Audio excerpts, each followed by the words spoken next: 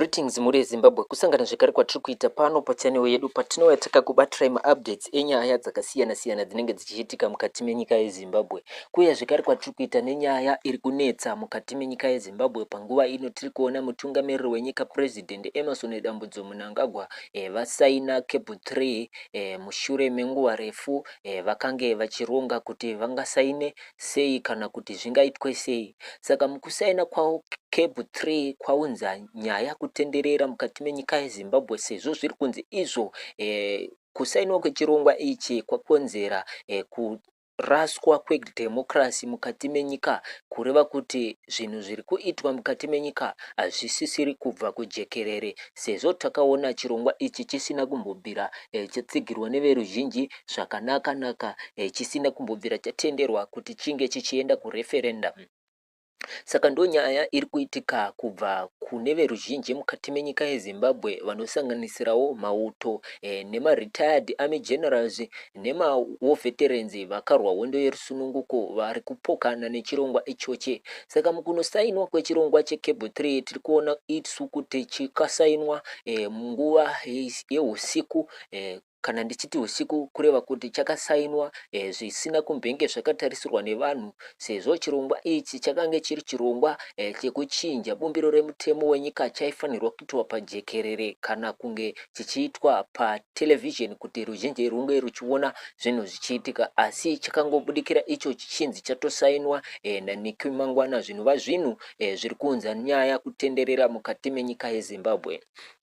Zvekare imwe nyaya yakanoonekwa mushure mekusainwa kwechirongwa ichi, pakanoonekwa paine 29 clauses dzakanoamendwa, asi pakapropozwa maclauses akanga ari 21, kureva kuti vakazonosaina zvimwe zvinhu zvavasina kumbenge vakabvira vakataura pavaipusha Cable 3 yavo. Saka muri yeZimbabwe ndo nyaya iri kutora nzvimbo mukati menyika yeZimbabwe panguva ino yatiri. Tinogamuchira mose masvikawo pachannel wedu mukati mezuva ranhasi tichiti garai masubscribe, kulike nekushare video kuitira kuti every time patinodzoka nema-updates munge muchisangana nawo without delaying. Saka panapa tichaverenga article ratakabata riri kuti iro Zimbabwe's constitutional crisis, a deep dive into amendment number 3. Zimbabwe is currently navigating a period of profound political turbulence following the controversial signing of constitutional amendment number 3. This legislative development has drawn fierce condemnation from legal experts, opposition leaders, and civil society, who argued that the move signifies a calculated dismantling of the democratic safeguard painstaking negotiated in the 2013 constitution. The erosion of constitutionalism. At the heart of the outcry is the perceived betrayal of the values underpinning the nation's liberation struggle. Tendai Biti, a prominent political figure, emphasizes that the 2013 constitution was specifically designed to entrench term limits and ensure a peaceful democratic transition of power, a necessary departure from the era of Robert Mugabe. By pushing through an amendment that alters these fundamental provisions, critics contend that the current administration is effectively centralizing power and undermining the principle of one man, one vote. Furthermore, the purpose of enacting this amendment has been described as a violation of both the spirit and the letter of the law. Under Section 328 of the Constitution, major changes, particularly those regarding presidential term limits, require a national referendum to gauge the will of the people.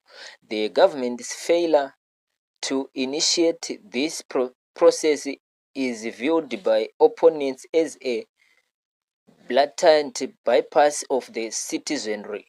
Reports indicate that even the preceding public consultation meetings were made by coercion and intimidation, with activists and legal professionals facing physical assault and obstruction when attempting to voice their concerns.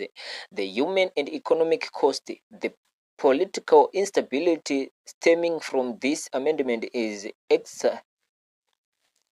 exacerbating an already dire humanitarian and economic situation.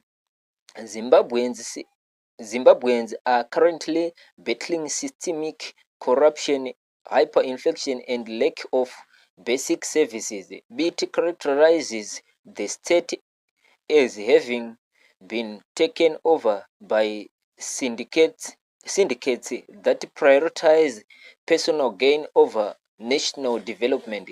This governance crisis have acted a primary driver for mass migration, with thousands of citizens forced to seek survival in neighboring countries, most notably South Africa. Critics argue that by focusing on constitutional maneuvers, the government is diverting attention from the urgent daily suffering of its people, a reality defined by extreme poverty and the collapse of essential infrastructure. The future of opposition and conflict. Looking toward the future, the political landscape appears increasingly polarized.